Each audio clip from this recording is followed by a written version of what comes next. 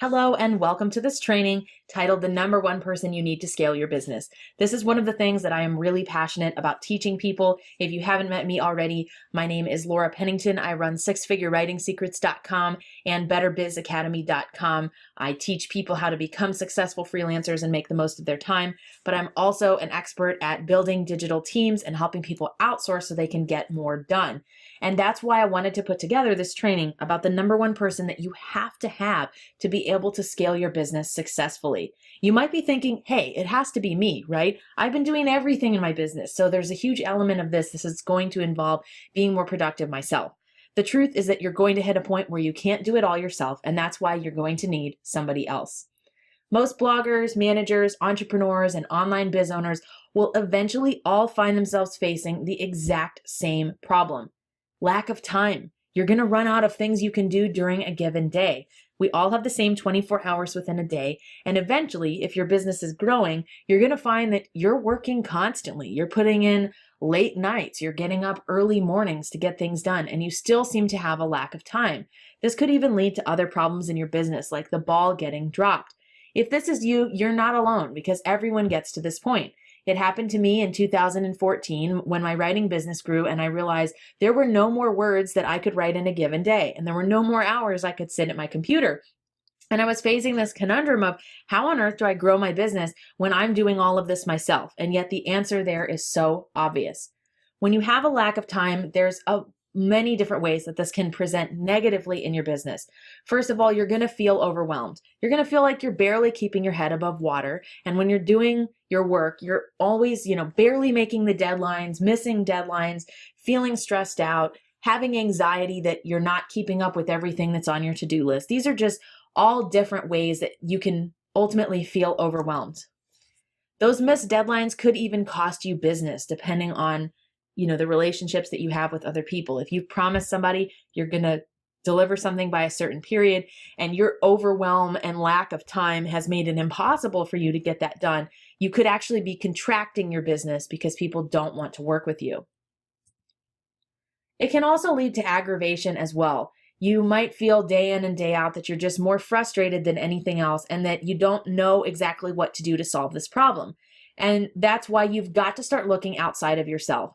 A lot of people have trouble relinquishing control and acknowledging that they have to give up some of the things they're doing in a given day because you've only got so many hours. And I really believe that the only things we can control in our business are our time and our energy. So when you're allowing both of those to be sapped by you trying to do everything, there will be negative impacts across the board. At every point in a business owner's life, ideally, if your company is growing successfully, either the business activities or the combination of everything you've got going on in your personal life and your business will get to be too much. Maybe you think that a great deal of your success has been tied to the fact that you've been doing everything yourself. You've got control over all the activities in and out of your business, and you're the one who's responsible for making sure that things are getting done. But once you hit a point where you're pushing your own personal limits, you've got to bring in extra help. Many people in this situation don't do that though. They think, oh, I've always done it myself. I can't trust someone else to help me get these things done. And this is a huge mistake because you're constantly going to be hitting that ceiling of the limitations of the things you can do. And a lot of people say, well, I really don't want to have to pay somebody else to help me do things that I know I either should do or can do by myself. It's certainly true that there's plenty of things in your business you may already be doing by yourself. There's probably even some things that you would like to learn how to do. But the truth is, just because you can be doing something doesn't mean you should be. When you're thinking about bringing in somebody else, such as someone in your local community, you're going to ask a couple of key questions. The first is, should I hire this person part-time or full-time? And then you'll probably start having panic about the fact that you can't afford a person to pay them benefits, to pay them a salary. Then you're going to be responsible for managing them in your home office or in your out-of-house office. And that just generates a lot of anxiety. A lot of people simply can't afford that. And they don't want to have that person, trying to find them in their local community and see if there's anybody who meets the qualifications and train them in your house. Probably not. And then if you've paid them, 20 hours a week, what happens if you don't have 20 hours a week of work for them to do? Then you're scrambling and further stressed out and overwhelmed because you're trying to make sure there are things for them to do. However, the answer to your problems doesn't have to come from outside help in your community. It's right through your computer. And this is why I say that the number one person you need to scale your business is a virtual assistant. Virtual assistants have been around for a couple of decades now, but some people are still really not familiar with everything that a VA can do for you. At some point in your business, if it's growing properly, you'll ultimately find yourself doing things that you can't do. So for me, that's website development and website design. It's just way too complicated for me. It's such a headache for me to try to learn it and do it by myself that it frequently doesn't make sense. There may also be things that you don't want to learn. I don't want to learn how to edit my own podcast. I'm sure that I could do it, but it would be a whole lot of work that doesn't interest me at all. So if my time is at a premium, why would I stick with tasks that I can't do or I don't want to learn? These are easy things to consider outsourcing to a VA. A huge one is things you don't have time to do. One of the things that I recommend that entrepreneurs do in order to avoid these problems is to take an audit of your time during a given day if most of your days look the same or over the course of a week. You may be shocked at the types of things that you're actually spending your time on. There are some things that are not in your zone of genius. So I'll give you a great example. For me, that's social media. I don't book clients from social media. That is not a revenue generating activity. This means that any time I spend on social media that isn't directly servicing a potential client or speaking with a current client is a really poor use of my time. I don't have time to do it. I shouldn't be doing it. And that brings me to my final point. There's things you shouldn't be doing anyways because they don't have a return on investment for your business. Perhaps you've run your business as the sole person doing everything for years, but it can't stay that way if you want to be successful. These signs are the first thing, that you will notice when you need to consider hiring someone else. First of all, you feel like you're constantly running out of time at the end of the day. It's a finish line to get to the end of your workday. You breathe a huge sigh of relief that you were actually able to finish that project. Oh my gosh, you made it by the skin of your teeth. Another one, you're spending way too much time on research or administrative tasks. If this isn't generating you revenue, why are you spending your time doing it? If you're falling behind on deadlines and missing out on, phone calls that you had scheduled or things that you promised to other people, clear sign that you're overwhelmed and you've got to take a step back. When you find yourself working in the business instead of on it, you're stagnating your growth. If you're constantly the one doing all the things inside your business, this means there's really no one at the helm of the ship building this to go even bigger, scaling it to get to the next level. When you as the owner are stuck working in the business, there's only so far you can go.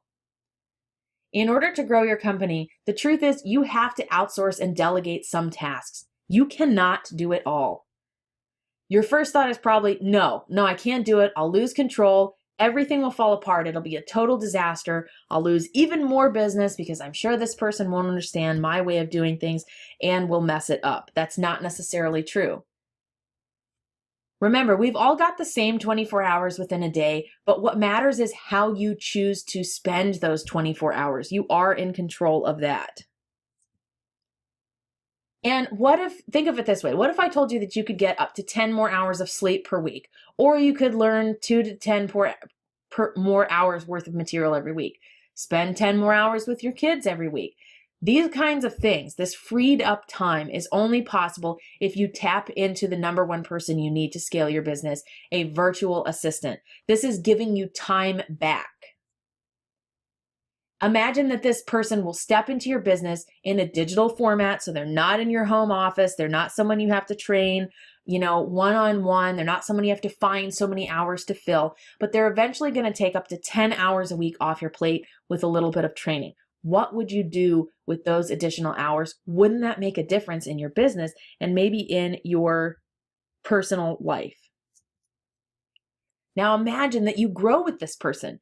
Perhaps this virtual assistant exceeds your expectations and they were actually able to give you back 40 or even 60 hours a month. That would be amazing, right? Let me break it down to you in the form of the outsource equation. This was really what blew my mind with outsourcing and really got me starting to think about why I needed to outsource some different tasks. let's say, for example, that you're a life coach, or really any kind of coach, any kind of business here where you're providing services on an hourly basis will work. And even if you don't provide hourly things, you probably know about what your hourly rate is. So if you're charging other people, your clients, $50 or $100 per hour, but you are outsourcing to someone you pay $25 per hour, now you have more $100 hours. So yes, you are going to have to make that investment, and it's an investment rather than an expense, to have those other tasks done by somebody else. But let's say that this person is going to take 5 hours off of your week every single week. So you're going to give it a shot for a month. They're taking 5 hours worth of tasks off your plate. They're scheduling your blogs, your social media, they're posting on LinkedIn, etc. You've figured this out, 20 hours back. So now you can have, if you wanted to use all 20 of those hours you just received back to do your business, you could book more $100 an hour coaching calls. So because you've given up that time and allowed somebody else to do those tasks, you now have more free time to have more $100 hours. Or if you're the type of person who simply says, I need a break right now, I don't want to do any more in my business, it frees you up to take some time off. Otherwise, you're constantly on the hamster wheel, trying to get things done, feeling frustrated, etc. You've got to think of it this way, and I'll tell you a little bit more about my personal story here. When I first encountered outsourcing, it wasn't even with the virtual assistant. It was thinking about hiring someone to mow my lawn. We just moved to a new house, and I thought, I can mow my own lawn. I can handle this. It's not that big of a deal. We'll have to buy a lawnmower. Got a pretty big lawn, so it's probably going to take me an hour and a half to 2 hours to do that. And I had a team that kind of stopped by my house and said, we'll charge you $40 to mow your lawn every other week. And, we use real low blades. So, you can go as long as possible in between mowings. And I was really balking about this, $80 per month I was going to spend. And then one of my mentors at the time said, you are going to give up at least 2 hours to mow the lawn by yourself. You're going to be hot, sweaty, frustrated, probably sunburned. That doesn't include buying the mower or maintaining it or buying the gas for it. You're losing money in that proposition if you do it yourself. Whereas that's a task that's not in your zone of genius. It's not generating revenue. It should be outsourced to someone else. And then a light bulb clicked in my brain. And that's when I really started to think about hiring a VA. And that's the same year that I hired my very first virtual assistants. And that has become a crucial component of my business. There's no way I could keep track of everything or have the impression of being everywhere at the same time if it weren't for my VA. So I manage one part of my business completely by myself, but my virtual assistant team makes the other parts of my business possible. So then I get to decide, am I going to have more $100 hours or $500 hours, whatever your number is, or am I going to take more time off because I'm being gifted that time back? Now, bear in mind, when you're hiring this number one person who can make or break your relationship, there are 3 important things you've got to keep in mind. First of all, how you hire can have a huge impact on the success or failure of your VA relationship. Who you hire, also critically important. Not just anyone will do. Your best friend, your family member probably will not do in this category if this is your very first hire. And then finally, how you instruct is also important. All 3 of these components need to be working together in order to be as successful as possible. Now let's talk about some things you can have a virtual assistant do. Maybe you're realizing by now that there's definitely a benefit to outsourcing some things so you can scale your business, but you don't really know where to start. Managing your calendar, responding to customer service emails, those emails where people have lost their password, they need a refund, somebody can't find particular material, you find yourself answering the same questions over and over. Running social media. This is a huge one for me. Unless you're a person who's booking clients directly off your social media conversations, you really don't need to be doing it yourself. It's a huge time waster. Running Facebook or Pinterest ads. Unless this is your zone of genius and you really know how to do it, having somebody else who's an expert in it allows you to tap into their expertise and get it done without you even really having to think about it, right? You just care about those final numbers. Creating graphics. If you're creating content of any type, podcast, social media, blog, newsletter, you've got to have graphics. And yet, if you're not a graphics expert, you can spend hours going down the rabbit hole creating graphics. And it does not make a whole lot of sense for you to be doing that. Sending out your email newsletter. This is a huge one for me. I'm sure I could learn how to use MailChimp, but it would frustrate me. I'd spend 3 times as long as someone else would doing it. And again, it's not directly generating revenue for me to send out a weekly newsletter. I do it because I want to keep in touch with my potential followers and potential customers and current students. But for me, writing the material is more important than me actually inputting it into the newsletter and, testing it and then scheduling it to be sent. Posting your blogs for you. Again, here you still retain the ability to create the content, but someone else is publishing it for you. Whether you're using Squarespace or WordPress, having somebody else take the content you've created and format it properly, add those graphics, schedule it out on social media, that can save you hours and hours. And then creating materials for you. So for example, the PowerPoint presentation I am showing you right now was not created by me. I made the outline and then it was handed off to my virtual assistant to input the images, to make sure that all of the animations worked properly, etc. You can also use this with like PDFs, free reports, things of that nature, formatting your videos. Someone can actually create these materials for you. You don't have to do the entire process by yourself. Editing things as well. It's always good to have an extra pair of eyes on your material. And a more advanced virtual assistant might even be responsible for managing workflow, finding better and more efficient ways to do things. A great example of this is my online business manager has developed an entire workflow around my podcast, making it easy for people to book, submit their bio and headshots, have the final completed piece going to the podcast editor, the images being made, having it published on Libsyn and having it published on my site. It saves us a lot of time to have a clear, systematic workflow. And then you can even use it for managing your personal travel, helping you find a great hotel, helping you, figure out whether it makes more sense to drive or fly to a conference. All those kinds of things can also be handled by a VA.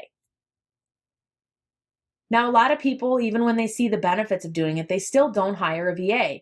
Big reason number one, they fear losing control. They think that handing over responsibility to someone else is going to lead to a disaster. And everyone I've ever talked to has their own version of a VA horror story.